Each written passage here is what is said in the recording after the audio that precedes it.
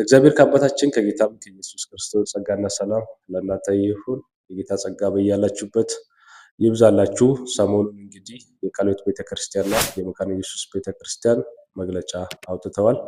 ነቢያትንና ሐዋርያትን እንደማይቀበሉ፣ ነቢያትና ሐዋርያት በዚህ ዘመን እንዳሌሉ አስታውቀዋል። እንግዲህ በዚህ ጉዳይ ካውንስሉ ምንም ያለው ነገር የለም። ምክንያቱም በካውንስሉ ስር ብዙ ቤተክርስቲያናት አሉ። እነሱ ምንም ማለት አልቻሉም። ይህን ነገር እንግዲህ ስናየው ነቢያትና ሐዋርያት የሉም ብለዋል።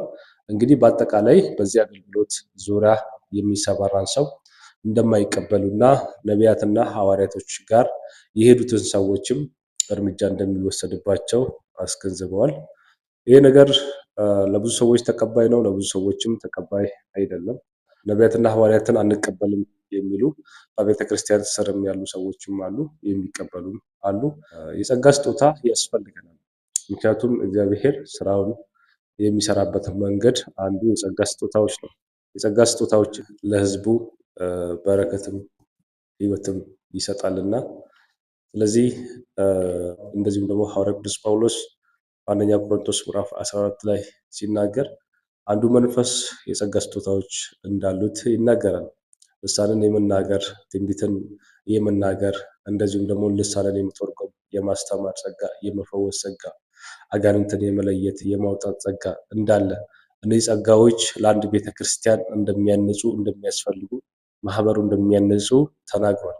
ስለዚህ የአንዱ መንፈስ ስጦታ ስለሆነ ይህንን ስጦታ ሙሉ በሙሉ መገደብ ሆነ አንቀበልም ማለት አስፈላጊ አይደለም። ነገር ግን ሐሰተኞችን እየለዩ ቢሄዱ ጥሩ ነው። እውነተኛ ነቢያቶችም አሉ፣ ለእግዚአብሔር የተነሱ ለእግዚአብሔር የቀኑ እግዚአብሔር ያስነሳቸው በቅንነት የሚያገለግሉ ትክክለኛ የእግዚአብሔር ጸጋ ያለባቸው ለሌሎች ፈውስ የሆኑ አሉ። እነሱን አብሮ መጨፍለቅና አብሮ ማውገዝ ተገቢ ነው ብዬ አላስብም። ምክንያቱም እግዚአብሔር ብዙ ሕዝብ አለው። ለሕዝቡ እነዚህ ሰዎችን አስነስቶ እየሰራ ነው ያለው። ስለዚህ እነዚህ ሰዎችንም አንቀበልም ማለት ግብዝነት ይመስለኛል። ግብዝነት ስለሆነ 100% አንቀበልም ማለት አያስፈልግም። ያም ማለት አንቀበልም ማለት እግዚአብሔር ስራ ያቁም ማለት ነው። ምክንያቱም ሃይማኖታዊ ስርዓት አካሄዶ ብቻ መውጣት ነው የሚሆንብን። ስለዚህ ሐሰተኞችን ከእውነተኞች መለየት የቤተክርስቲያን ስራ ነው። መለየት ነው እንጂ ያለብን ሁሉንም በመጨፍለቅ ማውገዝ የለብንም። ይሄ ከሆነ ግብዝነት ነው የሚሆነው። ስለዚህ ሐሰተኞች አሉ፣ አዎ አሉ። እውነተኞችስ አሉ፣ አዎ አሉ። ስለዚህ ሐሰተኞችን ማውገዝ ነው። አሁን ከእጃቸው ያመለጠው ነገር አለ። በዋናነት ከእጃቸው ያመለጠው ነገር አለ። በተለይ እነዚህ ባለሚኒስትሪዎች ጩፋ አይነት፣ ዮናታን አክሊሉ አይነት፣ እንደዚህ ጂፒኤስ አይነት እንደዚህ አይነቶቹ ተበራክተዋል። መጀመሪያ ዝም ተብለው ወጡ። አሁን አቅም አላቸው፣ ገንዘብ አላቸው። እንደዚሁም የመንግስት ባለስልጣን ጋር አብረው ይሰራሉ። መመለስ አልተቻለም። መጀመሪያ ነበር እንደዚህ አይነቶችን መቆጣጠር። እንግዲህ ካውንስሉ ፍቃድ ሰጥቶ ነው ለዚህ ያበቃቸው ማለት ነው።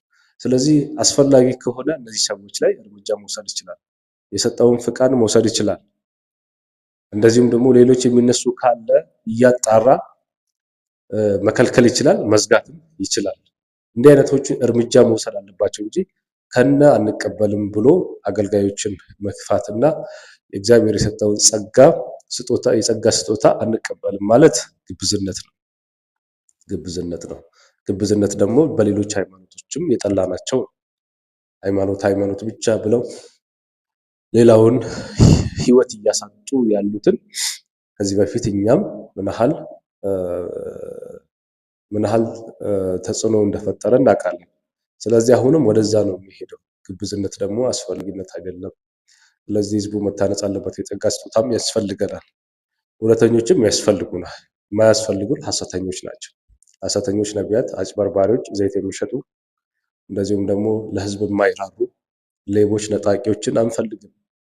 እነሱን ለይቶ ቢሰራ ነው መልካም ስራ እንጂ ሁሉንም በመጨፍለቅ ይሄ ጭራሽ ነገሩን ያጋግለዋል፣ ያባብሰዋል።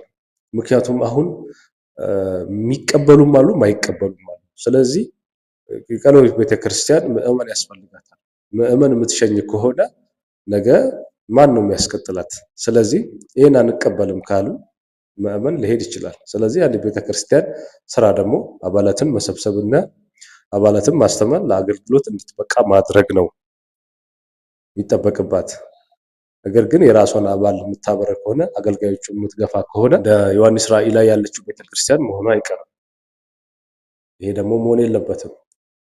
እንደዚሁም ደግሞ የማዕከለ ኢየሱስ ቤተክርስቲያንም በዚህ ተመሳሳይ ድርጊት ማድረግ አለባት። ስለዚህ አሁን ላይ አደጋ አለው። እንደዚህ ብሎ ማውጣት አደጋ አለው ብዬ ሀሳቤን አስቀምጣለሁ። እናንተም ህዝበ ፕሮቴስታንት ወንጌል አማኝ ስር ያሉት አብያተ ክርስቲያን ስር ያላችሁ ሰዎች ሀሳባችሁ ምንድነው? ሀሳባችሁን አስተያየታችሁን አካፍሉልኝ። እንደዚሁም ቻናሌን ሰብስክራይብ አድርጉልኝ። በዚህ ቻናል ላይ መንፈሳዊ ነገሮችን እንሰራለን፣ ትምህርቶችን እንሰራለን። እንደዚሁም ደግሞ ሰዎች ለሰዎች እንደርሳለን። ትክክለኛ እግዚአብሔር የሚፈቅደውና የሚወደውን ነገር ብቻ እናደርጋለን። ስለዚህ ከጎኔ እንድትቆሙ እንድታበረታቱኝ በጌታ ፍቅር ጠይቃችኋለሁ። ስለተከታተላችሁኝ አመሰግናለሁ። መልካም ቀን።